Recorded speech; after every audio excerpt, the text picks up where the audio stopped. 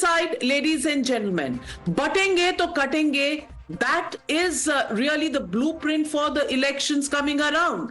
Ladies and gentlemen, with the crucial elections in Maharashtra and Jharkhand around the corner, secular masks are now slipping.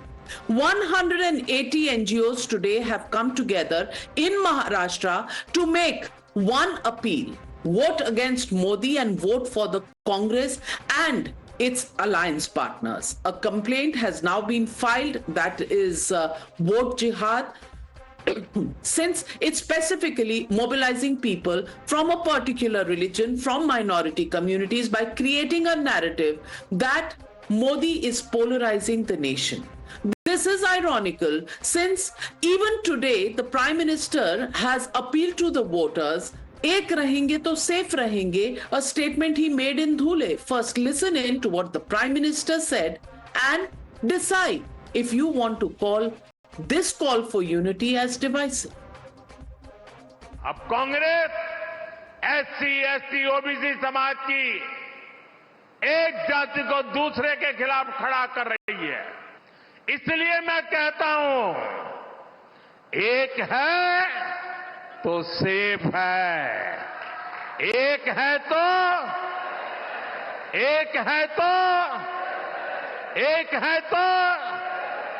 हमें एकजुट रहकर कांग्रेस के खतरनाक खेल को नाकाम करना है।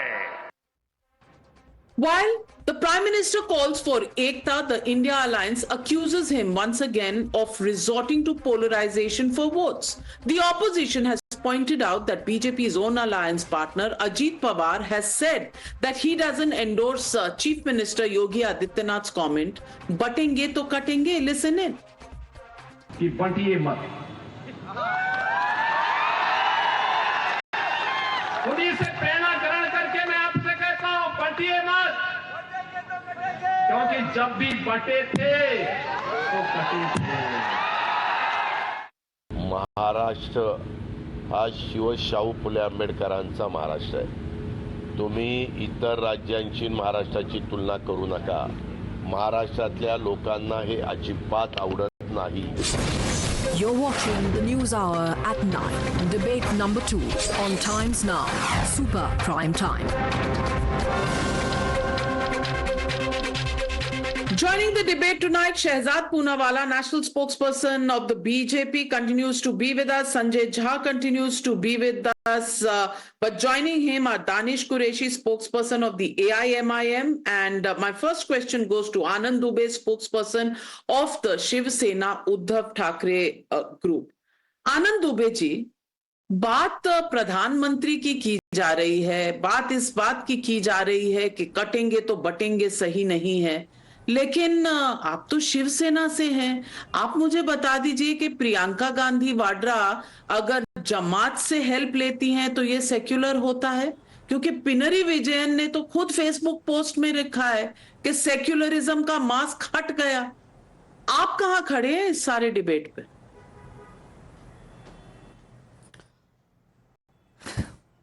नाविका जी नमस्ते। We are already united and we are very very safe in our state, in our nation. अगर प्रधानमंत्री जी को लग रहा है कि एक रहेंगे तो सेफ रहेंगे, तो क्या ऐसी कमी है उनके काम करने में कि उनको लग रहा है कि हम लोग एक नहीं है? सबसे बड़ा प्रश्न जी तो यहाँ उठता है कि एक प्रधानमंत्री कह रहे हैं कि एक हो जाइए, मतलब आप 10 साल से सत्ता में हैं, आप अभी तक सबका साथ और सबका विकास नहीं कर पाए हैं, सबको एक मुख्य धारा में नहीं ला पाए। एक प्रधानमंत्री जी का भाषण होना चाहिए चुनाव में कि हमने ये काम विकास के किए हैं, सामने वाले अपने विकास के काम बताएं, हम अपने विकास के काम बताएंगे, जो आपको ज्यादा पसंद आएगा आप उसको मतदान करना। लेकिन प्रधानमंत्री के पास अपने विकास के काम बताने के लिए कुछ नहीं है, तो अब हिंदू और मुसलमान ले आए। ये वही धुलिया है जहां प्रधानमंत्री जी ने आज भाषण दिया, इस धुलिया की सीट शोभा बख्शाओ ने जीत ली, उनके उम्मीदवार को हरा दिया। तो सिर्फ मालेगांव की वजह से हराया ना, समाज की सीटें मालेगांव की वजह से हराया, जहां की लिटरली 78 to 80% पॉपुलेशन वोटर्स की माइनॉरिटी की है। 4 मतलब असेंबली आप- सेगमेंट्स नहीं, में वो मतलब- जीत मतलब गए आप- एक असेंबली सेगमेंट मतलब में, तो आपने आप बांट भी दिया तो ना, आपने एनजीओ देश को- नहीं एनजीओ मतलब- को अगर आप कह रहे हैं तो आप भी तो पोलराइजेशन कर रहे हैं ना। मतलब आपने बांट दिया ना, आपने ये दिखा दिया कि वो सिर्फ एक समुदाय की वजह से जीते हैं, मतलब वो मतदाता नहीं है, वो भारत के वोटर नहीं है। आपने डॉक्टर बाबा साहब आम्बेडकर द्वारा दिए गए संवैधानिक प्रक्रिया पर प्रश्न चिन्ह उठा दिया। ये कैसे हो सकता है भैया? जो इस देश का मतदाता है, जिसके पास अधिकार है वोट डालने का, वो कोई भी जाति धर्म का हो, उसको जो पार्टी पसंद होगी उसको वोट करेगा, जो पार्टी पसंद नहीं होगी उसको नापसंद करेगा, उसको हरा देगा। यही लोगों को बताना है। यही तो अजीत पवार कह रहे हैं कि भैया ये हमारा महाराष्ट्र है, छत्रपति शिवाजी महाराज का महाराष्ट्र है, यहां पर हिंदू मुसलमान सिख ईसाई सब मिलके रहता है। जो पार्टी को पसंद करेगा वोट करेगा, जो पसंद नहीं करेगा वोट नहीं करेगा। आप कौन होते हैं जहर घोलने वाले?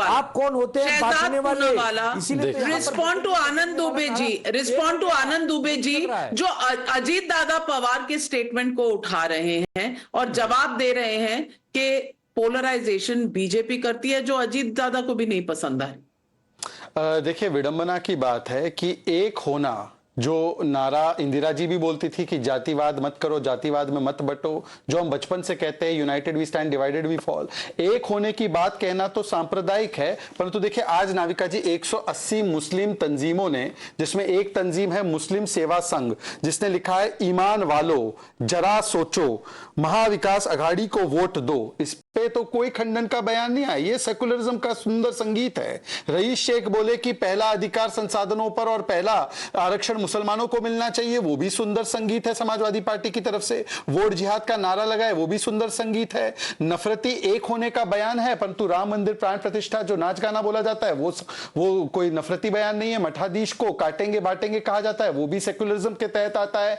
मठाधीश माफिया है, वो भी सेकुलरिज्म के तहत आता है। हिंदू हिंसक है, राम मंदिर जो है वो बेकार है, ये सारे बयान सेकुलर है। मैं दूसरी बात बताना चाहता हूं, देखिए ये बांटा और काटा कहां पर है। अभी संविधान और अंबेडकर जी की बात की, जम्मू कश्मीर में आज और एक दिन विधानसभा में बांटने की बात हुई संविधान को, मतलब कि भारत का संविधान लागू ना हो, यह प्रस्ताव लाया गया। क्या पोजीशन है उद्धव सेना की, क्या पोजीशन है कांग्रेस पार्टी की उस रेजोल्यूशन पे? आरक्षण विरोधी, अंबेडकर संविधान विरोधी। दूसरी बात, कर्नाटका कांग्रेस ने आज एक मैप ट्वीट किया नाविका जी, उस मैप में जम्मू कश्मीर को काटा और बांटा, ये ऑफिशियल ट्वीट है उनका।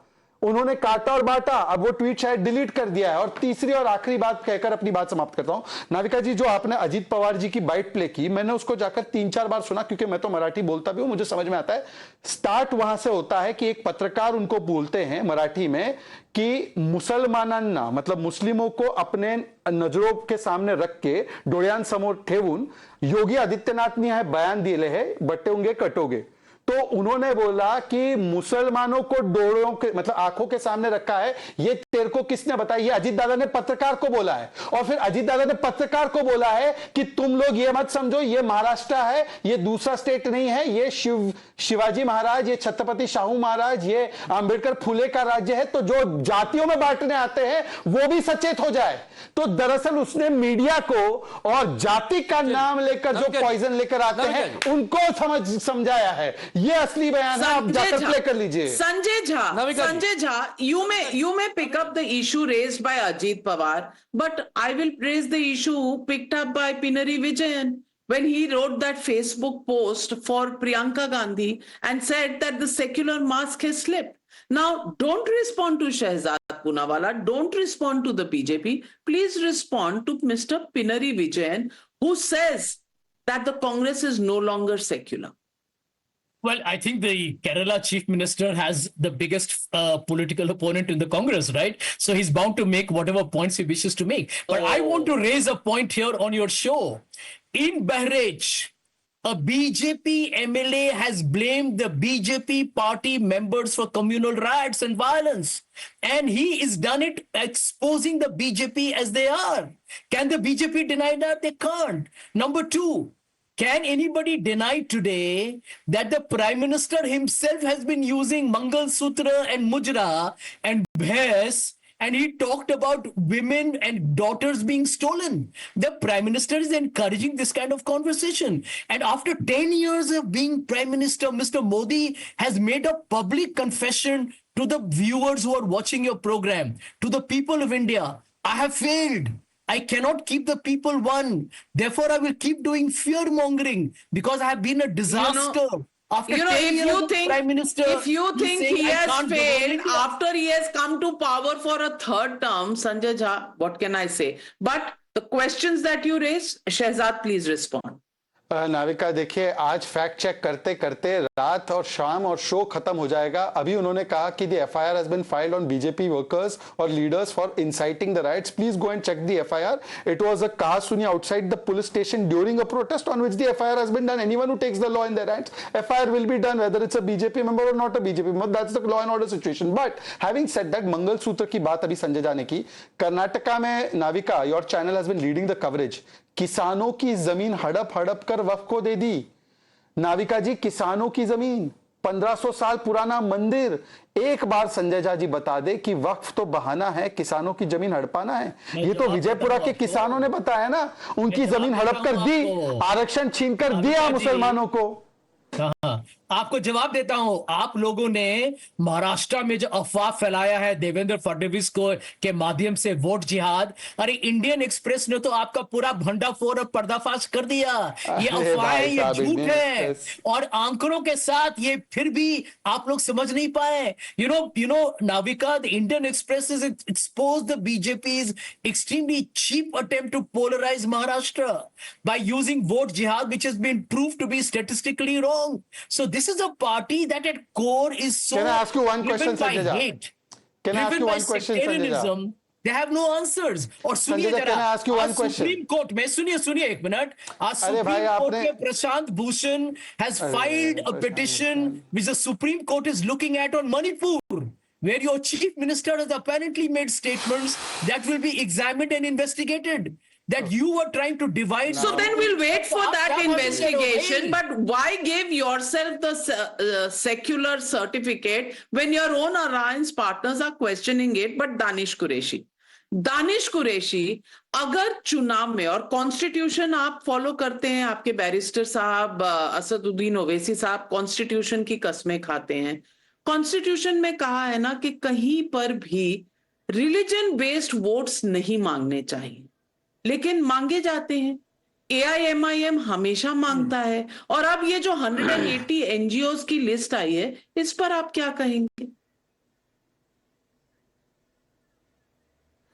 देखिए, मैं तो आपसे एक बात पूछना चाहूंगा, आपसे in the sense Bharatiya Janata party से, कि इस देश में एक मस्जिद का मूवमेंट चलाने वाली पार्टी अब वो देश के कॉन्स्टिट्यूशन पे और सेक्युलरिज्म पे बात करेगी। देखिए, ठीक है, तो उस पे बात करेगी, वो वोट मांगेगी, वो अपने मैनिफेस्टो में डालेगी कि हम राम मंदिर भी लाएंगे, ये भी लाएंगे, वो भी लाएंगे, वो सब कुछ कर सकते हैं। लेकिन अगर अकबरुद्दीन ओवैसी साहब अगर महाराष्ट्र में आके कुछ बात कह देंगे तो हंगामा मचा दिया जाएगा। तो ये तो हालात हैं हमारे सामने।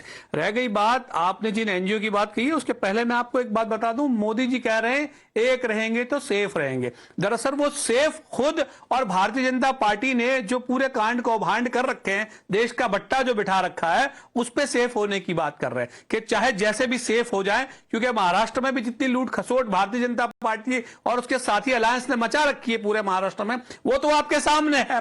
रह गई बात कि चुनावों में जुमलेबाजी करना भारतीय जनता पार्टी का एक अभिन्न अंग है। वो मतलब यानी अमित शाह साहब भी आके कह देते हैं कि 15 लाख कोई देता है क्या, ऐसा कहा है, आपने सुना ही होगा कि कोई देता है क्या, 2 करोड़ रोजगार कोई देता है क्या, महिलाओं की सुरक्षा कोई करता है क्या। मतलब ये जो बातें हैं, ये चुनावी वादे हैं जो हमने लोकसभा में भी देखा और ये अब भी देख रहे हैं। रह गई बात आपने जो कहा एनजीओ की बात, देखिए हम लोग साफ तौर पे ऑल इंडिया मजलिस इत्तेहादुल मुस्लिमीन जिम्मेदारी के साथ हम तमाम जितने भी कैंडिडेट्स हैं उन पर लड़ रहे हैं ईमानदारी के साथ में, और जो भी लोग इस तरीके की राजनीति कर रहे हैं। अब एक जगह पे और भी मैं बैठा था तो वहां ये चर्चा हुई, तो मैंने उनसे ये पूछा कि भाई जिनके पक्ष में वोट मांगने की बात है तो वो बता दें इंडिया अलायंस के पार्टनर जो हैं कि क्या उद्धव ठाकरे सेक्युलर हैं? क्या कांग्रेस सेक्युलर है? 1980 के दशक से पहले जितने भी दंगे या मुसलमानों के साथ में जितना भी जुल्म और ज्यादती हुई है, इसके लिए कौन जिम्मेदार है?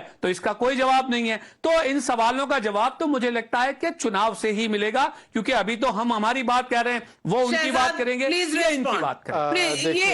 ये बहुत लॉ अबाइडिंग और कॉन्स्टिट्यूशन अबाइडिंग है, जवाब दीजिए। देखिए, मैं भी रजाकार मतलब मिस्टर ओवैसी की पार्टी से सवाल पूछना चाहता हूँ। एक ही बात है, मैं उनसे अच्छा, अरे तुम कहाँ पगारदार हो यार? अरे पगारदार नहीं हो तुम्हारे, मैं वफादार हूँ, आप रजाकार हैं और आप कलाकार, आपके नेता कलाकार है। अब सुन लीजिए, मैंने आपके बीच में गद्दारों की बात कर रहा था, मैं गद्दारों की बात कर रहा था। चलिए मैं आपको बोलता हूँ, भारत माता की जय बोल दो। अब देखिए गद्दारी किसकी है, समझ में आ जाएगी। जय पैलेस्टाइन बोलने वाले। Anyway, that's not the issue. Anyway, छोड़ दीजिए। नाविका में संघ में कितने लोगों की तनख्वाह थी? कितनी नाविका में आगे बढ़ना चाहता हूं। Okay, I'm short of time. I'll lower everybody's fader. Make your point, Shehzad. Navika, the last person on this panel who should object to the Nara of Ekta should actually be AIMIM. पता है क्यों? Literally their name is All India Majlis-e-Ittihad. Ittihad means unity. किसकी इत्तेहाद? मुस्लिमीन की। भाई ये these are जीता जागता example of vote जिहाद संजय झा। इनके नाम में एक प्रकार से एक ही कम्युनिटी को एक करने का नारा है। ये एकता की बात एक कम्युनिटी के लिए करते हैं, वही वोट बैंक पॉलिटिक्स की बात करते हैं। और संजय झा जो है वो आंखों पर पट्टी मलकर वो देख नहीं पाते। संजय झा की स्थिति के बारे में क्या कहूं कि उनको कोई जमात इस्लामी का the only question that people of the country today want to ask is, can there be a copyright on secularism in terms of the spirit of the word? Because if the Congress is being called communal by their own alliance partners, what gives them the right to question the secularism of any other party? That is the question that is being asked by the people of India. Well, but every election, it's the same discourse. And it is the same formula, works one way or another every single election. Are we becoming cynical about elections and election rhetoric? Well, we'll debate that in the coming days. Thank you very much to all my panelists, and thank you viewers for joining me on this very, very special News Hour debate. Have a safe weekend and good night to you.